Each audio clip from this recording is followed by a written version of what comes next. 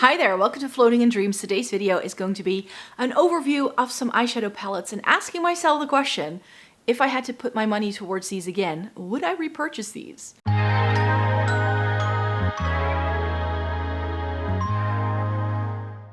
Welcome to everybody watching today. Thank you so very much for joining me. In today's video, this is a new series that I started last September where I just want to go through my entire eyeshadow palette collection at some point and ask myself the question, if I look at these 10 palettes that I have here, putting it into the light of where my collection stands today, would I still be willing to put my money towards these if these were new to the market and I had to take a decision on these right here, right now? Would I ever repurchase them again? So that's the aim of today's video. Let me just get into it. But before we do that, it may be good to know who I am and what I like to do on this channel for anyone who might be new here.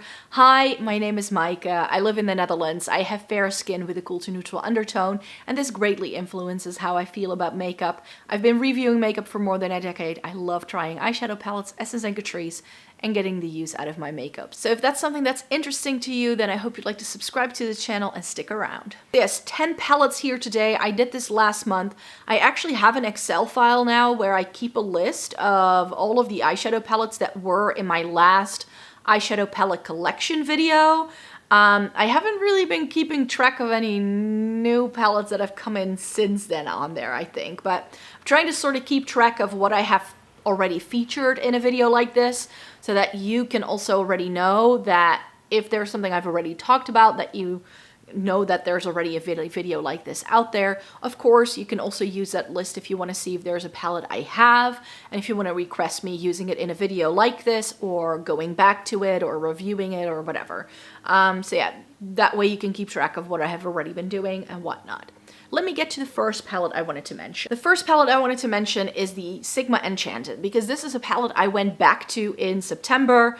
By the time I filmed my Gem or Junk, how do I feel that I've used this palette again video, I hadn't quite been able to do the trial bit with doing the looks before sitting down to film the talky bit, because sometimes with work and all that, I don't always manage. I really only have like Sundays to film videos, so it doesn't always work out. But yeah, that being said, the Sigma Enchanted, I couldn't really answer that question yet because I hadn't done the look. But now that I've used it again, I think I can determine for myself that as much as I like this color story, the Sigma quality is just not my favorite eyeshadow quality. I think it's good quality. It's definitely not bad quality at all. It's just not my favorite. I just feel that if I look at all of the different things I have going on in my makeup collection, that I would not be inclined to be purchasing a Sigma eyeshadow palette really quickly. One of the reasons is the color stories as well. Color story wise, the Enchanted is also not my favorite. I have mentioned many times how I feel this 8 pan is the palette for me, and these 6 shades I'm just not that interested in. Maybe the gold with some of the greens, that can be pretty. And my main reason for keeping it around is the fact that it has a really good dark matte forest green that's neither too cool toned and gray and neither too warm toned and like brown murky. It's definitely more of like a full on forest green, which can be very difficult to find in terms of eyeshadow. So I love how it has such a unique shade, and I definitely like some of the looks that I'm currently being able to do with this. But knowing what I know now, what the quality of Sigma is like, and me having tried 2 of their palettes and both of them not being perfect for me, and with these being like, what, 50, 55 euros, Sigma makeup is quite difficult for me to buy as well. I mean, the brushes are everywhere, and I love Sigma for brushes. I really do appreciate a Sigma brush. They are some of my favorites. I use Sigma brushes every single day I do my makeup, really. But their makeup products, I've just been less intrigued with, and I don't feel I necessarily need to try more from the brand. Sigma, to be quite honest, is one of the brands that I feel is hyped up because creators are being taken on trips and being sent a lot of their products. That's definitely how I feel about it. But yeah, I do think it's good. It is nice quality, but for me, it's just not really hitting the mark of what I want my eyeshadow to be. And I want to talk about old things in these videos, but I also want to talk about newer things. One very old thing. I'm thinking this may actually be currently some of the oldest eyeshadow that is in my makeup collection. This little Dior trio. This is, what is it called again? The 3 Couleur Smoky in 481 Smoky Khaki. And I'm pretty sure that you can no longer get this because Dior has changed their packaging over time. It's now a lot slimmer. And they also, I don't think they still do that like CD. Do you see that when the light hits it in a particular way? You can sort of see that dark blue CD in the top. No longer do that. However, this has always been the reason why I like this palette. It's got stunning packaging. It opens automatically. The mirror pops up.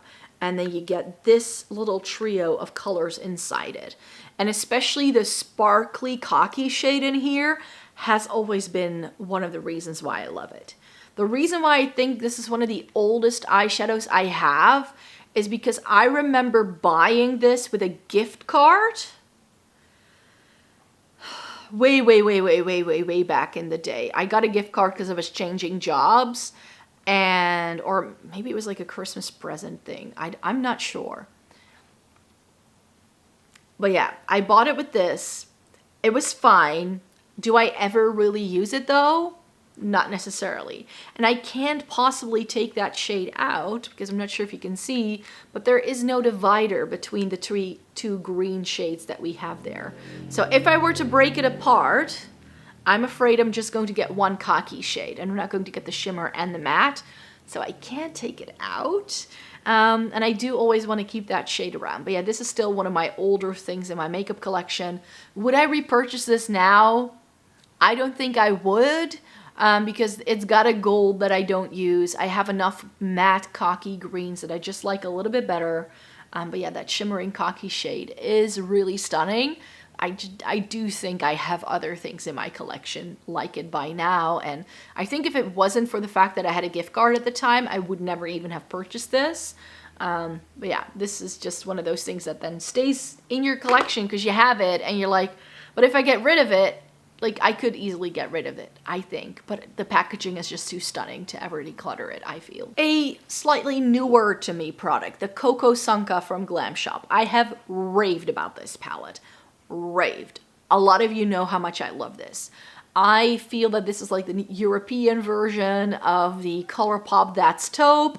That's what I've said. It is a cooler tone neutral palette with a lot of very intense shimmer. This is a stunning palette. It's no longer for sale, so let's start there. Even if I were to lose this or if it, like, whatever, I would never be able to repurchase it. Yeah? Would I purchase it though if it came out today? The answer would probably be yes. However, at the same time, it would be a no because I now own the Glamshop Simna Mocha and I think I like it better. So that's why I still appreciate this palette. Do I still enjoy having it in my collection? For sure, but this is also quite deep, and so everything I do with this is going to look really sultry and very smoky, and while that's stunning as well, I don't always want that look. So the Simna Mocha is a little bit better for me for every day.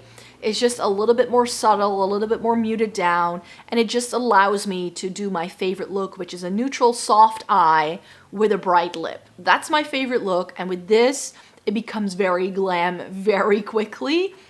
You can do neutral looks because we get a very nice light transition shade, so it can work.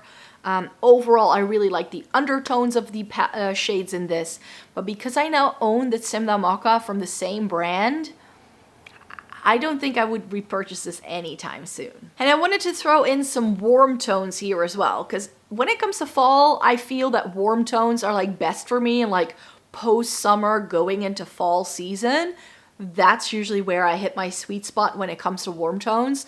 I know a lot of people think that because I say I have cool to neutral undertones, and that I prefer cool tones, that I don't like warm tones at all. But that's not the case. I can pull off a warm tone. In fact, the look I've got going on today is quite warm toned, and it's really not that offensive on me. I mean, I can get away with it. I know. It's just that if you give me the choice between a warm tone and a cool tone, I will always go for the cool tone. However, that's where that phrase, given the choice, comes in. Because very often you don't really have much choice, because warm tones is where the makeup industry is leaning to. Because apparently people think that most people simply have warm undertones, or that warm tones are universally flattering. That's not the case, and I'm here, this channel exists to try and prove that point. That doesn't mean though that I didn't try it. And I have warm tone palettes that I hold very near and dear to my heart, and one of them is the Saharan from Juvia's Place. I think you can still get this. Last time I was on the website, I think this was out of stock, but it's still listed, which is good. I just think though, knowing what I know now about warm tones and what I love in a warm tone, that this would not warrant a repurchase or a purchase to begin with. And another reason why I wouldn't purchase this per se is because I did pull this red shade in here. This was a shade from the Afrique that I used to own, and this was like a peach shade, and I don't love peaches on me, really, I don't. So I decided to swap the peach for a red, making an even warmer tone, and then I feel I like it. Does this have a couple of really stunning shades? For sure. I love the golden here, that hot orange. I love the contrast with this green-gray grungy shade. I've loved that all the time as well. It's got a rose gold, you get a bronze, you get your rose gold, your cranberry shades. So it's got a lot going for it. So is it a stunning palette? For sure. Does it have more shimmers than mattes? Also yes. So it's got a lot going for it. But this is just not something I reach for very often anymore. Maybe I should just like do a dedicated like warm toned, trying warm tones on myself kind of series or something. I don't know. But I don't think I would repurchase it if it was right now. Like in 2023, knowing what I know now about my makeup preferences, I'm just not like gravitating towards palettes like this anymore. I just want them to be more neutral and a little bit more cool toned, less orange than this. But this, you know, this was like 2016 and very full-on glam was the way to go, and everything was warm toned. We didn't get a lot of cool tones for a long time, and this palette stems from that part of my makeup collecting days. Do I still appreciate this palette? For sure. Would I repurchase it? No. So a palette I featured a lot of times in my fall, like perfect fall palette overviews has been the Fairy Frolic from Unearthly Cosmetics. Unearthly Cosmetics, I don't know if they still do this, but they do a lot of really good grungy, perfect for fall. Like they have all the Halloween vibes pretty much. This is one of my first Unearthly palettes that I've ever purchased, which is why it says Alien Cosmetics and the packaging is very plain. They've definitely upgraded their packaging. I think everything now has square pans. Mine still has round ones. So if this is still available, it's not gonna look like this. And I have always appreciated it. It's got warmth, but it also has those grungy greens, some rosy purpley things, some good mustard.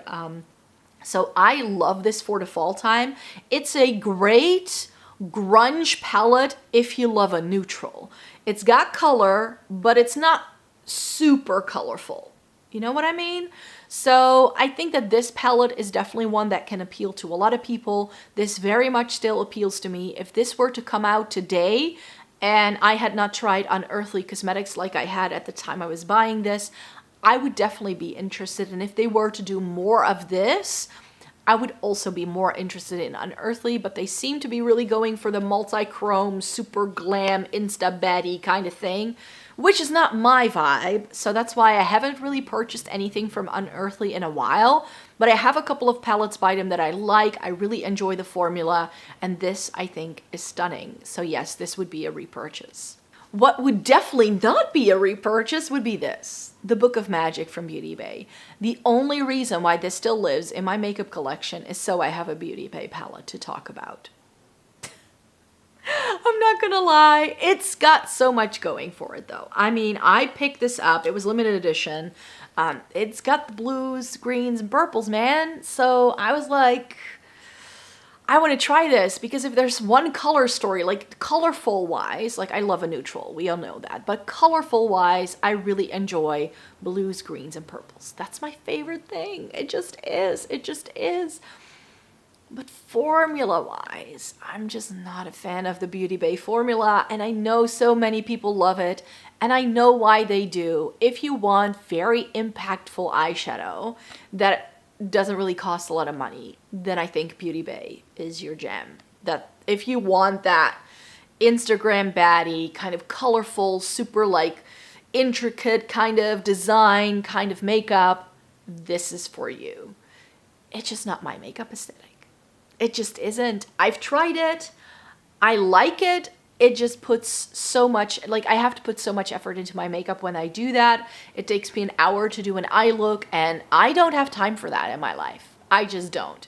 And I know if you're a full-time creator or if you really, really enjoy makeup, that you're willing to get out of bed an hour earlier so you can do your makeup. But my makeup needs to be on in 10 to 15 minutes before I head out the door to work. That's my baseline. Which is why whenever you've seen me do looks for videos, it always looks pretty samey. Not because I cannot do anything more interesting, but because I simply don't have time in my day to sit there for 5 minutes to blend a single eyeshadow color. And then I need to do that on both eyes. I just can't. And that's the kind of level of commitment I need to have with a Beauty Bay palette, and I'm just not willing to. So I have this because this was my favorite color story out of all of the Beauty Bay palettes that I've tried. Their formula is incredibly consistent, so there's nothing wrong with that. I just feel that as far as makeup goes, this is one of those brands that just really made me realize where my preferences lie, and it's not here. It just isn't. And if you do like this, there's nothing wrong with that. We all like different things. Luckily, there are brands that cater to all our different needs. Well, not fully, of course, but formula-wise, I think we can all get down with, and we can all find something we like, I think. And this just isn't my favorite formula. So no, I would not be repurchasing this, even if they were to like come out with this again, or if they had another color story that really appealed to me. I've tried Beauty Bay. It's just not my favorite. More warm tones. Tartlet, Toasted. I was like, juicy? No, Toasted. Did I feature this last time? I wasn't sure. I forgot to check on my phone what I actually featured last time. I should be a better YouTube creator, but yeah.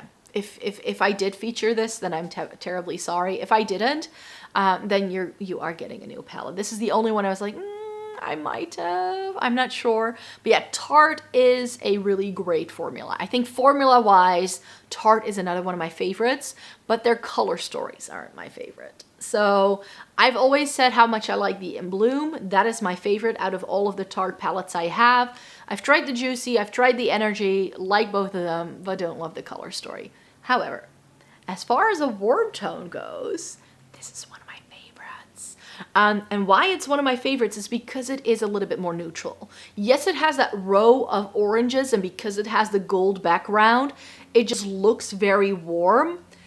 But if you really look at it, if you start swatching this is more neutral, this is a lot lighter, and then you just have those spicy orangey shades in the middle. So as far as warm tones go, this is a palette where I feel I can forego the spiciness if I want to. But I can very easily bring it in to the look if I do want to use it. One of the best shades in the palette is the Flame shade, which is that orange shimmer that we get here. That is outstanding. But it's got a cooler tone matte brown, which I love. This shade is really, really stunning as well.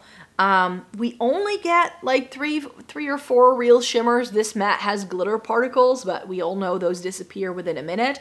So this is definitely something I treat as a matte.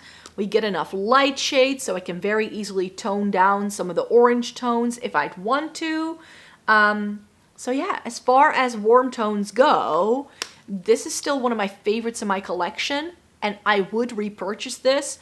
If I were to lose this, if this were to come out now, I think like having a warm tone palette that works for me as a content creator on this platform, I think is a must-have, and I think this would be my pick. This would be my pick.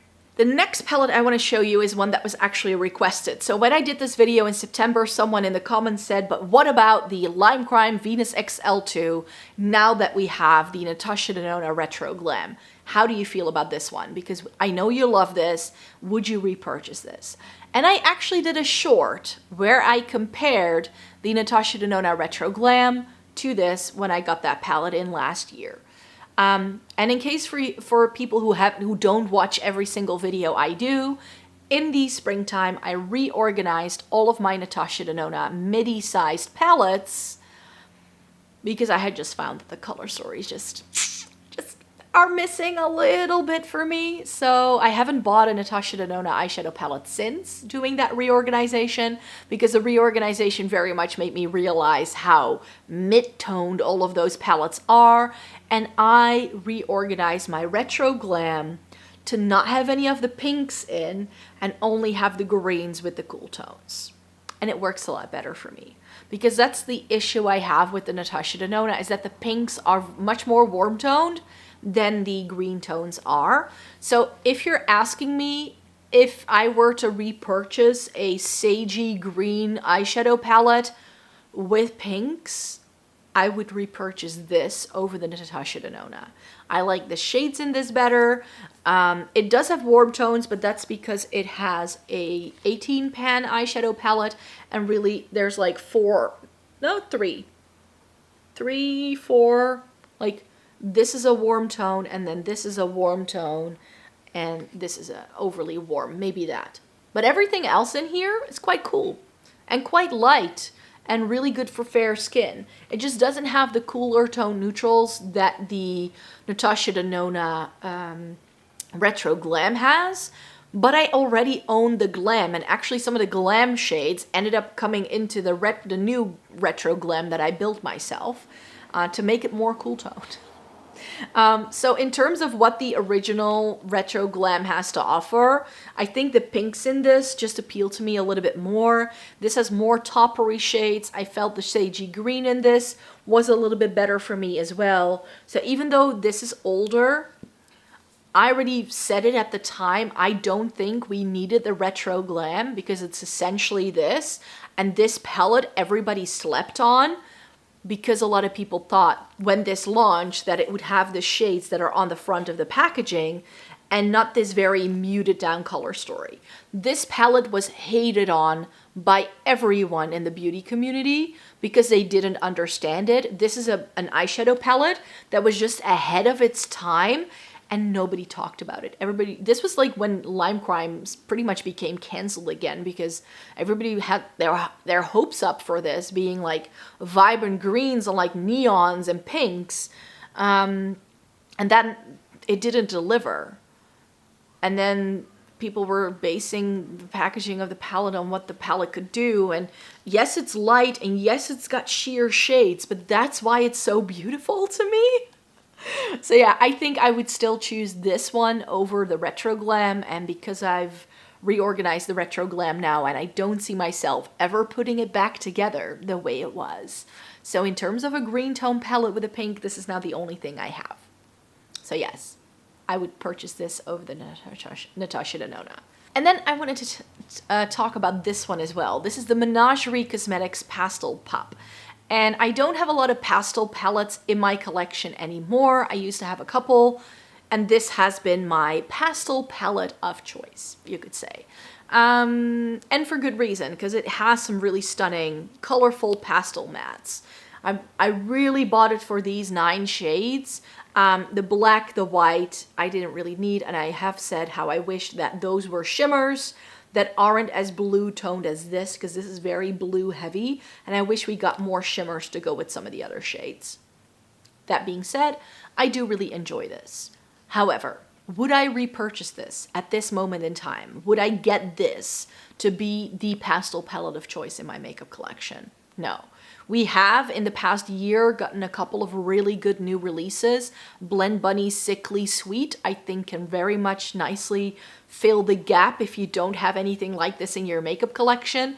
The new Delicious Delights by Cosmic Brushes could be a good contender here as well. So I feel that in terms of what this palette has to offer, the makeup industry has just caught up with what this has. However, as far as a matte pastel palette goes, one of the reasons why I don't feel super excited for those new palettes is because I already own this. And I don't feel I necessarily need a lot of pastels in my life because I have this. I have my pastels of choice. I've got a couple in my Inglot singles that I have had for more than a decade. So I'm pretty much good on the pastel front. I don't really need anything else. Oop, let me put this little seal right side up. So yeah, I think this is a really, really stunning pastel palette, but I think that Cosmic Brushes is based in the UK. Blend Bunny is available on Monolith, so they don't, like, wouldn't have to pay for shipping and handling fees if I plan my purchase well. So this is just incredibly expensive compared to it because it's got a magnet in it, it's a quite heavy palette and the brand ships by weight. So especially if you buy just one Menagerie palette, you pretty much pay what the palette is worth in terms of shipping and handling fees on top of the palette. And then this turns out to being like €100 palette, which is insane. So given the fact that we now just have other things on the market that I feel do what this palette does, I would go for one of those other options because I could get it at a cheaper price point than I do this one. So yeah, if I were to lose this or if it ever goes bad, I would not repurchase this. I would actually be buying one of those other options. And this is actually the last Menagerie palette I bought at the time because they are so expensive to get. And finally, the last palette I wanted to show you is my Cocoa Blend from Zoeva Cosmetics. I have a bunch of these older Zoeva palettes and they've all been discontinued. And I've said how much I love these still till this day. This is another one of those 2016 warm-toned color stories. But as far as warm tones go, this is actually quite wearable, especially because we do get some cooler tones in here. Like this plum shade is really nice, and then also this like matte brown and that. So we do get some cool tones, which is why I feel this has always worked for me. And it's not overly spicy. Like this is not as orange as the Tartelette Toasted for sure. It looks very orange, but that's also because it's got brown packaging and because of the contrast there, it looks a lot more orange than it actually is.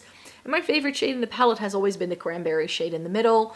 Do I need it? Not necessarily. So I think that if I had the Tartelette Toasted already, I wouldn't need this. You know, I don't need this for those like cooler tones because I would already have those in my collection.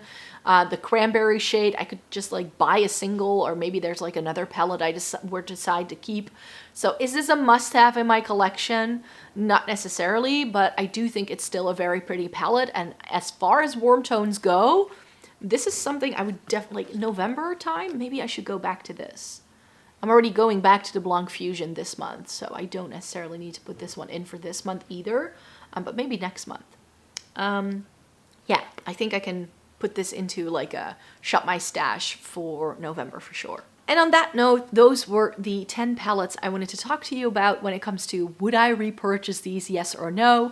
Some of them I would, some of them I definitely wouldn't, but that's just, you know, the nature of the game. This is, my makeup collection has definitely come into existence over time, and you can definitely see some of the trends that were going on in certain eras of, you know, me having a makeup collection and doing this on YouTube, that I took decisions that were just really standard to make at the time, and me not knowing exactly yet what I liked. I definitely had a very experimental phase of like trying new things for a couple of years. I mean, I went through all of the colorful rainbow things for a while, and I was really trying to figure out what do I like and trying to get more creative with it. But then I just decided that's not necessarily my style, and it's not the kind of makeup I love to see on myself. I love seeing it on other people. I really greatly appreciate it when people do very great creative looks. It's just not my kind of thing. It's just not what I love to do. So yeah, that's why I wanted to come on here and chat about these eyeshadow palettes today, because I think it's good to reflect back on, you know, this is what I used to like and now I like this kind of thing. I really enjoy doing this. So I really hoped you enjoyed watching this video today. Thumbs up the video if you liked it. Subscribe to the channel if you'd like to see more by me. I make several videos every single week, and I hope you would like to stay tuned for more, and I hope to see you in my next one. Bye-bye.